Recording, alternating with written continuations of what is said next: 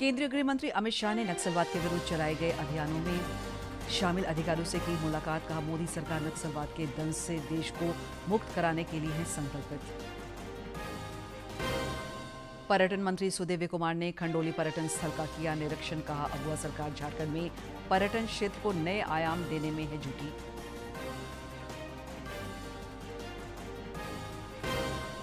प्रदेश भाजपा अध्यक्ष बाबूलाल मरांडी ने कोडरमा में भाजपा के नए जिला कार्यालय का किया भूमि पूजन। राज्य सरकार पर बोला हमला। कांग्रेस प्रभारी का आज से 6 दिवसीय झारखंड दौरा। और झारखंड समेत देश भर में धार्मिक उत्साह और उल्लास के साथ मनाया गया बलिदान का त्योहार ईद उल अजहा। सुरक्षा के रहे पुख्ता इंतजाम।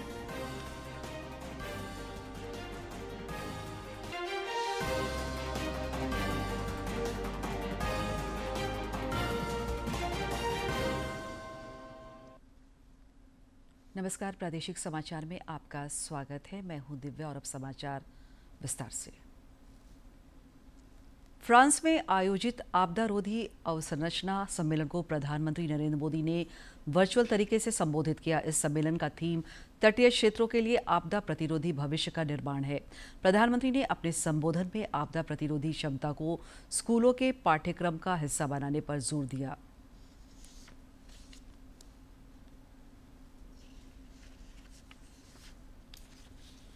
I also extend my wishes for the upcoming United Nations Oceans Conference.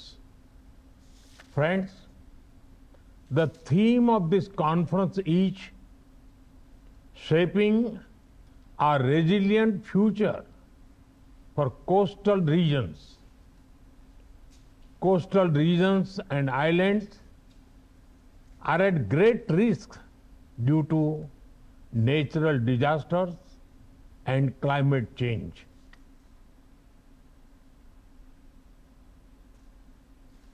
केंद्रीय गृह मंत्री अमित शाह ने आज नक्सलवाद के विरुद्ध चलाए गए अभियानों में अहम भूमिका निभाने वाले अधिकारियों से भेंट कर उन्हें सम्मानित किया। इस दौरान उन्होंने कहा कि केंद्र की मोदी सरकार नक्सलवाद के दंश से भारत को मुक्त करने के लिए संकल्पित है।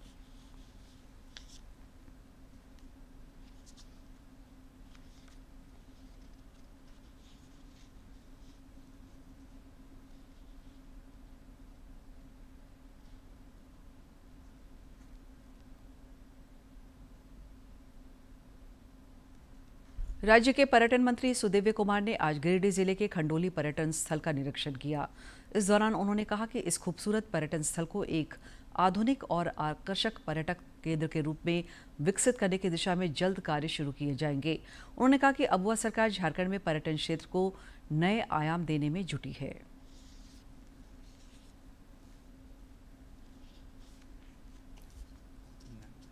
सुविधाओं को विकसित करने से लेकर इसकी खूबसूरती को और एक्सप्लोर करने के लिए हम लोग उन अनटच हिस्सों में एमिनिटीज़ डेवलप करना चाहते हैं जहां पहले नहीं हुआ था।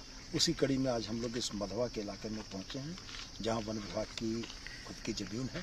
वन विभाग की ज़मीन में हम लोग इको टूरिज़्म का हट, पार्क, डेडिकेटेड पिकनिक स्पॉट और डैम के पानी से बिल्कुल सटे हुए एक मरीन ड्राइव का प्रपोजल वन विभाग की तरफ से आया है और मुझको लगता है कि खंडोली के पर्यटकीय विकास के लिए योजना मील का पत्थर साबित होगी और निश्चित रूप से हम लोग इसको करना चाहेंगे। कोडरमा के दूधीमाटी में आज भाजपा जिला कार्यालय की आधारशिला प्रदेश भाजपा अध्यक्ष बाबूलाल मरांडी ने रखी। इस दौरान पार्टी के प्रदेश संगठन महामंत्री करमवीर सिंह, स्थानीय सांसद और केंद्रीय मंत्री अन्नपूर्णा देवी, विधायक नीरा यादव समेत अन्य लोग मौजूद थे।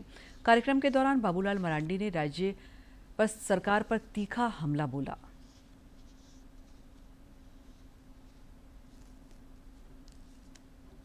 कोडरमा के दूधीमाटी में भाजपा जिला कार्यालय का शिलान्यास प्रदेश अध्यक्ष बाबूलाल मरांडी ने भूमि पूजन कर किया। मौके पर उन्होंने राज्य सरकार पर जमकर निशाना साधा। उन्होंने कहा कि राज्य सरकार अनुराग गुप्ता को गलत तरीके से डीजीपी पद पर बैठा रखा है। अप्रैल को ही लीक करके राज्य सरकार को भेज दिया कि 30 तारीख को इनका सेवा समाप्त होगा। महालेखाकार ने भी इनके वेतन को रोक दिया। इसके बाद भी इनको बनाए हुए हैं इसको डीजीपी के रूप में। इसलिए मैं तो कहता हूँ ये इलीगल काम कर रहे हैं। मौके पर प्रदेश भाजपा अध्यक्ष ने कहा कि राज्य में आदिवासी समाज और उनकी संस्कृति सुरक्षित नहीं है। आदिवासियों के लिए जो धर्म कोड की वो बात करते हैं कि वास्तविकता तो यह है कि आदिवासियों की जो परंपरा है, जो मान्यताएं हैं, उनकी जो देवी देवता है, आज वही छूट रहे हैं। मौके पर केंद्रीय महिला एवं बाल विकास मंत्री अन्नपूर्णा देवी, विधायक नीरा यादव, बोकारो के पूर्व विधायक विरंची नारायण समेत कई नेता और कार्यकर्ता मौजूद थे। डीडी न्यूज के लिए कोडरमा से गजेंद्र बिहारी की रिपोर्ट। पूर्व मुख्यमंत्री और भाजपा के वरिष्ठ नेता रघुवर दास ने आज अपने दुमका दौरे के दौरान दिसोम मांझी थान में विधि विधान से मरांग बुरु की पूजा अर्चना की। इस दौरान उन्होंने झारखंड वासियों के समृद्ध और कल्याण की कामना की। इसके बाद रघुवर दास ने ग्राम प्रधानों और माझी परगनेतों के साथ बैठक की। उन्होंने कहा कि सरकारी संरक्षण में संथाल परगना में आदि संस्कृति पर हमला हो रहा है। उन्होंने कहा कि यह संगठित तरीके से दूसरे धर्म के लोगों को बढ़ावा दिया जा रहा है।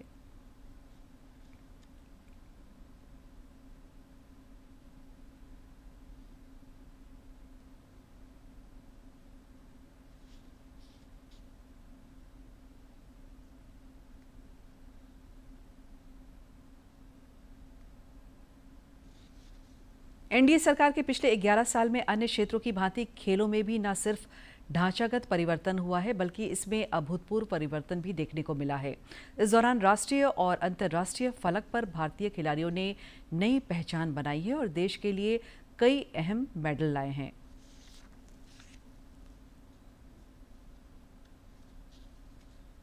भारत सरकार के द्वारा जो स्कीम चालू कर रखी है 11 साल से, टॉप्स और खेलो इंडिया, इससे मतलब हर एक प्लेयर को बहुत फ़ायदा मिल रहा है। देश के लिए मेडल लेके आ रहे हैं, तो मैं इसके लिए सरकार का बहुत बहुत धन्यवाद करना चाह रहा हूँ। लास्ट 11 साल में हमारी स्पोर्ट्स में बहुत ज़्यादा इम्प्रूव हुआ। जैसे खेलो इंडिया स्कीम और टॉप स्कीम के तुरंत हमारी परफॉर्मेंस में बहुत ज़्यादा अपग्रेड दिखाई दिया, जिस कारण मैं गवर्नमेंट ऑफ इंडिया को बहुत ज़्यादा धन्यवाद करती हूँ कि ऐसे स्कीम निकालने के लिए, और जिससे कारण एथलीट की परफॉर्मेंस बहुत ज़्यादा अपग्रेड हुआ। जैसे नीरज चोपड़ा की गोल्ड मेडल टोक्यो ओलंपिक्स में, फिर continue silver medal Paris Olympics में, और पेरिस ओलंपिक्स में हमारी इंडियन कंटीजेंट ने 6 मेडल जीत के बहुत सारा बच्चों की इंस्पायर बने।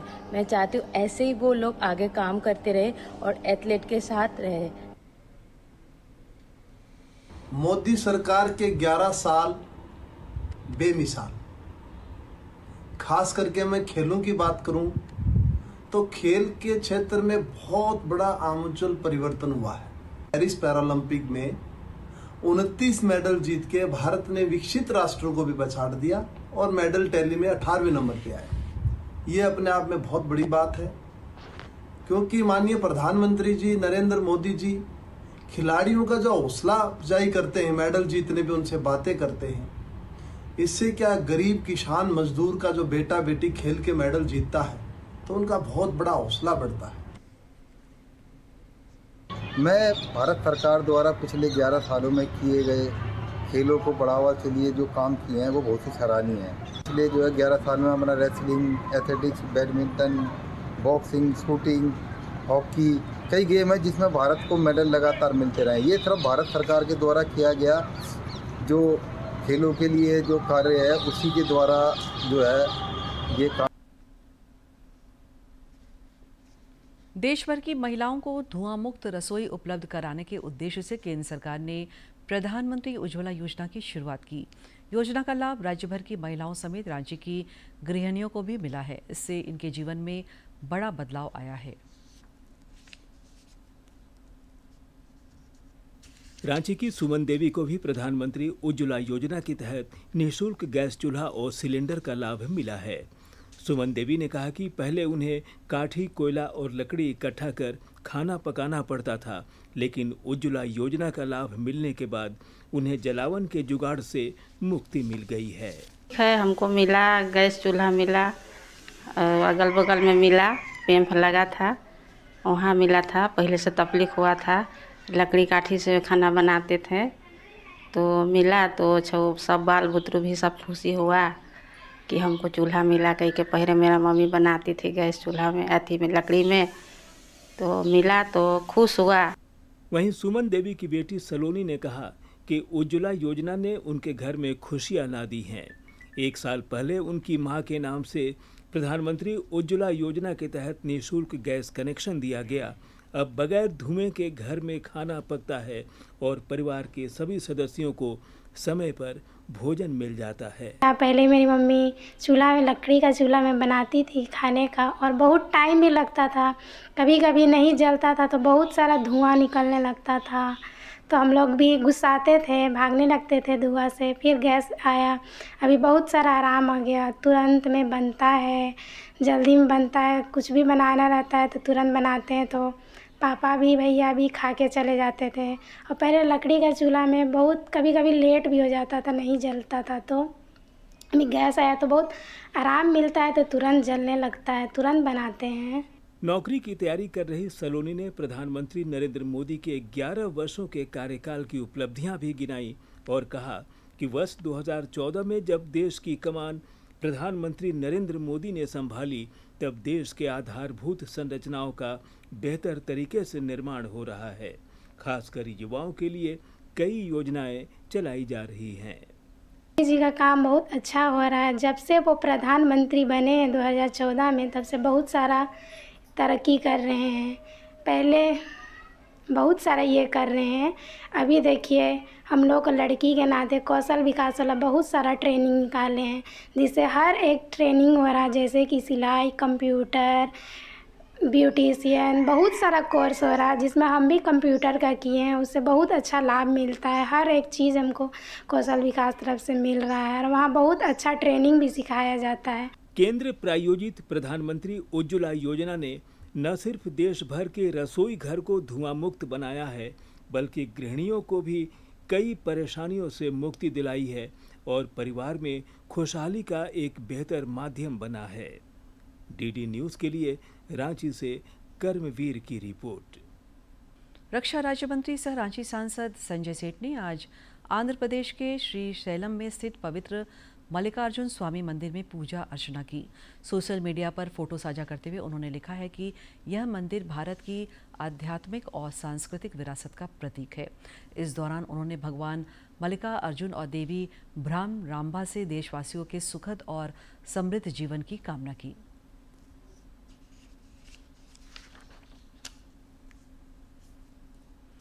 बोकारो के उपायुक्त अजयनाथ झा ने आज भर्रा बस्ती को जोड़ने वाली पुल का जायजा लिया। इस क्रम में उन्होंने गरगा नदी में जलकुंभी और गंदगी देख नाराजगी जताई। उन्होंने गरगा नदी की साफ सफाई को लेकर संबंधित पदाधिकारियों को निर्देश दिया और कहा कि नदियों की साफ सफाई केवल पर्व त्योहार के समय ही करना सही नहीं है।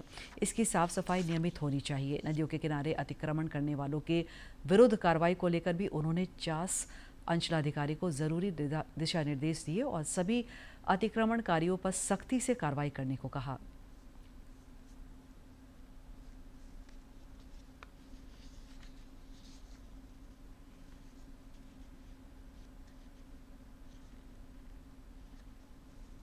डॉक्टर रामदयाल मुंडा जनजाति कल्याण शोध संस्थान मोरहाबादी में 3 दिवसीय प्रगतिशील लेखक संघ शब्दकार एवं साहित्य कला फाउंडेशन द्वारा काव्य शिविर का आयोजन किया गया।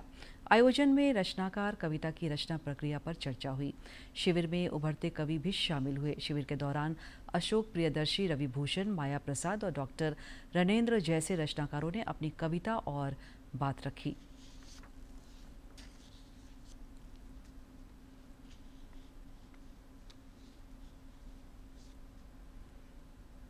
तो पहले तो कविता के छात्र के तौर पे हम कविता को समझें और विश्व साहित्य में नहीं भी जाए तो कम से कम हिंदी का भी परंपरा को समझें और तब हम आगे बढ़ाएं और ज़्यादा परिपक्व कविता लिख पाएं।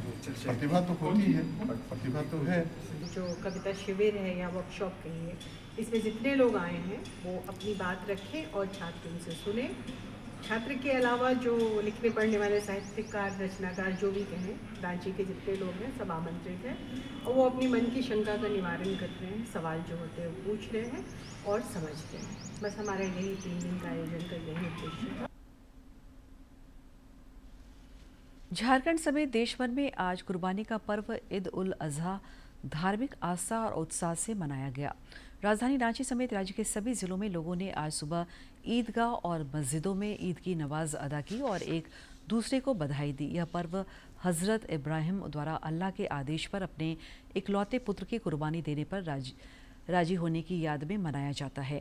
राष्ट्रपति, प्रधानमंत्री, राज्यपाल और मुख्यमंत्री समेत तमाम नेताओं ने इस अवसर पर देशवासियों को बधाई दी। त्योहार को लेकर राज्य में सुरक्षा के पुख्ता इंतजाम किए गए थे और जिला प्रशासन द्वारा लगातार निगरानी की जा रही थी। विश्व प्रसिद्ध श्रावणी मेले की शुरुआत 11 जुलाई से हो रही है। इसे लेकर बृहद स्तर पर तैयारियां की जा रही है। श्रावणी मेले को लेकर दुमका के बासुकीनाथ धाम में भी विशेष तैयारियां जारी है। बासुकीनाथ मंदिर में सदियों से गद्दी और पंजी प्रथा चली आ रही है। इस प्रथा के जरिए पुरोहित और यजमान का संबंध प्रगाढ़ बन रहा है।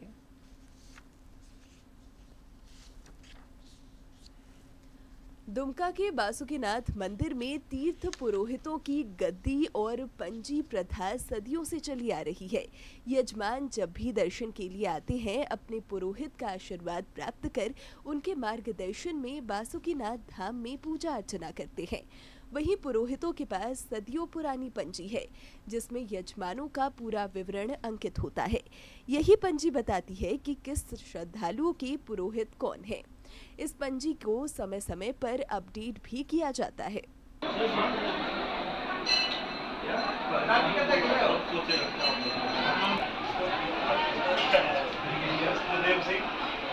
स्वर्गीय बामेश्वर सरदार पंडा की गद्दी उनके वंशज स्वर्गीय पांडेश्वर पंडा के पुत्र मनोज पंडा संभाल रहे हैं, जो कि बासुकीनाथ धर्म रक्षणी सभा के अध्यक्ष भी हैं। उन्हें भी पूर्वजों से सदियों पुरानी पंजी विरासत में मिली है। हमने देखा है कैथी भाषा में, पाली भाषा में, इंग्लिश में, यहाँ तक कि उर्दू में भी लिखा हुआ है और हिंदी हमारी मातृ राष्ट्र भाषा है, इसमें तो लिखा हुआ है ही। इतनी भाषाओं में जहाँ तक मुझे जानकारी है, हमने अपने खाताओं को देखा है, पूर्वजों का लिखा हुआ, वो मेरे पास जो जानकारी थी मैं आपको बताया। जय।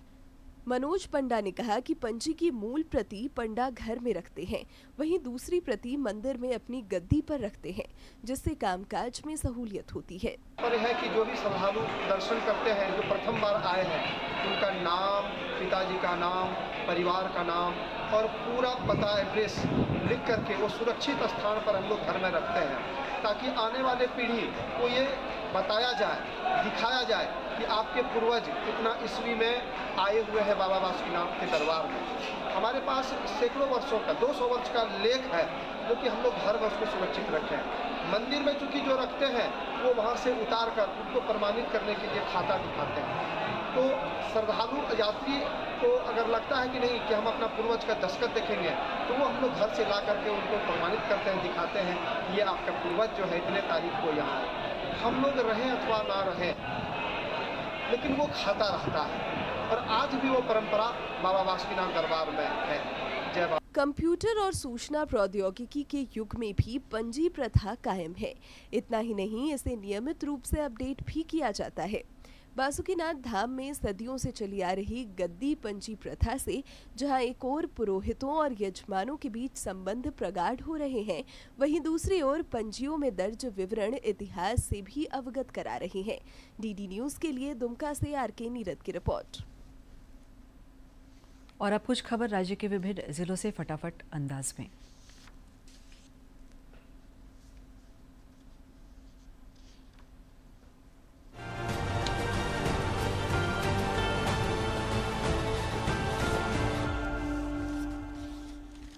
देवघर में विश्व प्रसिद्ध श्रावणी मेले को लेकर तैयारियां तेज हो गई है। कांवरियों की सुविधा के लिए जिला प्रशासन की ओर से लगातार इंतजामों को अंतिम रूप दिया जा रहा है।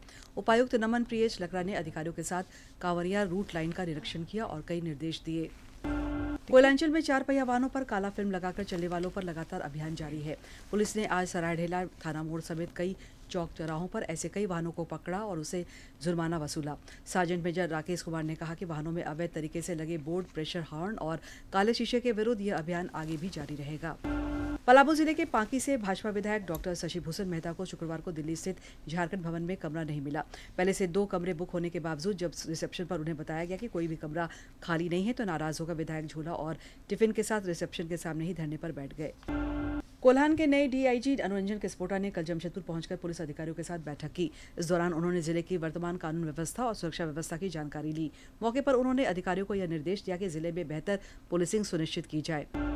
जमशेदपुर की सामाजिक संगठन नारी शक्ति द्वारा शहर में ट्रैफिक चेकिंग की अव्यवस्था को सुधारे जाने की मांग को लेकर उपायुक्त को एक मांग पत्र सौंपा गया। मांग में यह कहा गया है कि वाहन जांच अभियान चलाया जाना अच्छी बात है, लेकिन नियम विरुद्ध जांच अभियान से लोगों को काफी परेशानी हो रही है। झारखंड विधानसभा की गैर संकल्प समिति इन दिनों बोकारो के दौरे पर है। समिति के सभापति राज सिन्हा और सदस्य शत्रुघ्न महतो का उपायुक्त अजय झा ने पुष्पगुच्छ देकर स्वागत किया। हजारीबाग के उपायुक्त शशि प्रकाश सिंह की अध्यक्षता में कल शिक्षा विभाग की समीक्षात्मक बैठक आयोजित हुआ। इस दौरान उपायुक्त द्वारा कई बिंदुओं पर चर्चा की गई एवं आवश्यक निर्देश दिए गए। मौके पर उपायुक्त ने कहा कि शिक्षकों को ग्रेड 2 और ग्रेड 4 में जल्द प्रोन्नति दी जाएगी। डीएमएफटी हॉल चतरा में उपायुक्त कीर्ति श्री की अध्यक्षता में नशा मुक्त समाज के लिए शिक्षक जागरूकता और प्रशिक्षण कार्यक्रम का आयोजन हुआ। मौके पर कक्षा 9 से 12वीं के सभी विद्यालयों के प्रधानाध्यापक, प्रभारी प्रधानाध्यापक और 2 वरीय शिक्षकों को यह प्रशिक्षण दिया गया।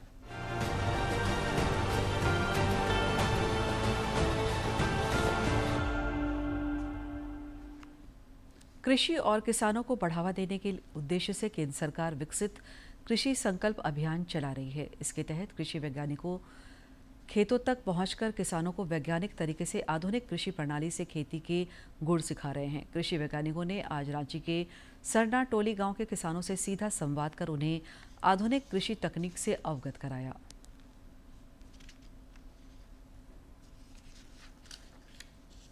विकसित कृषि संकल्प अभियान के तहत रांची के मोराबादी स्थित कृषि विज्ञान केंद्र और भारतीय कृषि अनुसंधान केंद्र रांची के कृषि वैज्ञानिकों ने बेड़ो प्रखंड के सरनाटोली गांव में किसानों से संवाद किया।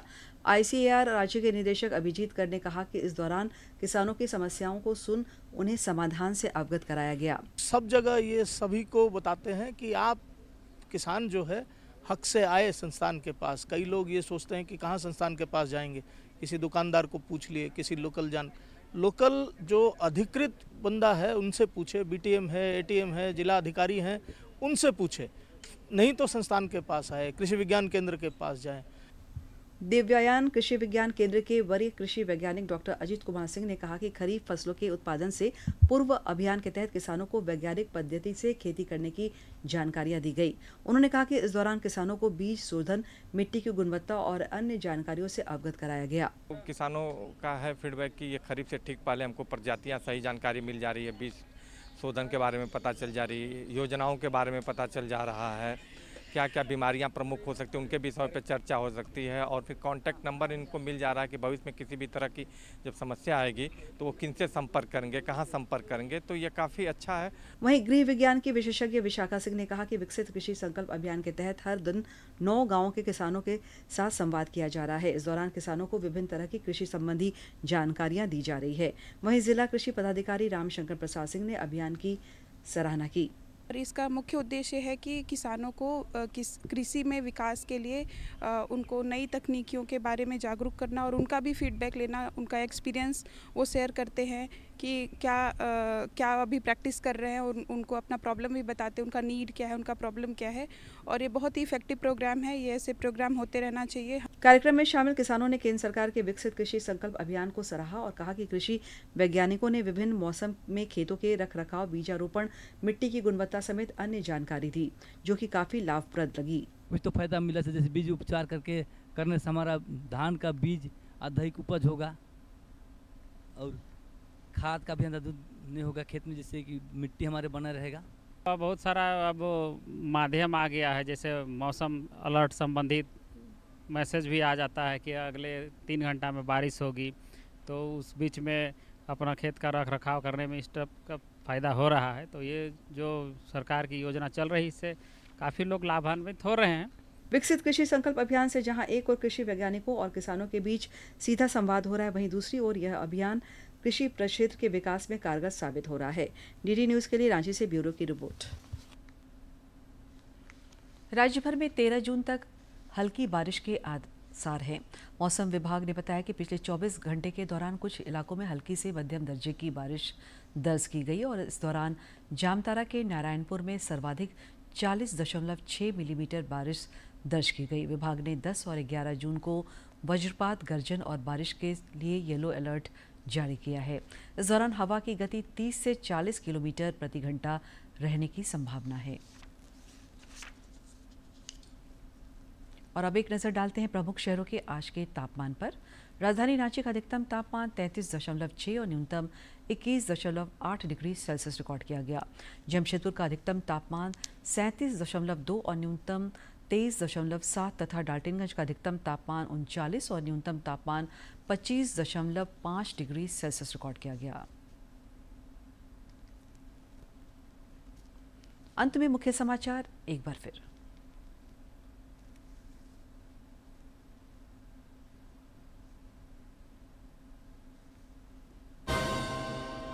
केंद्रीय गृह मंत्री अमित शाह ने नक्सलवाद के विरुद्ध चलाए गए अभियानों में शामिल अधिकारियों से की मुलाकात। कहा, मोदी सरकार नक्सलवाद के दंश से देश को मुक्त कराने के लिए है संकल्पित।